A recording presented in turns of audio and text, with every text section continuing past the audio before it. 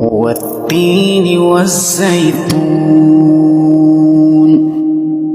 وطور سينين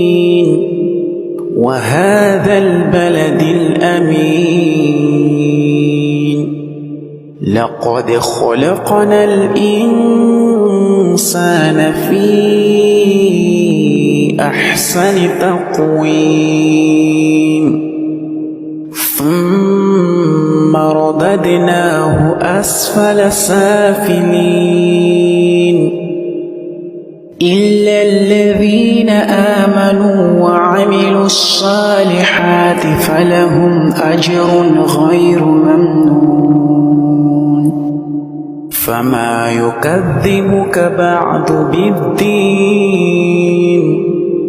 أليس الله بأحكم الحاكمين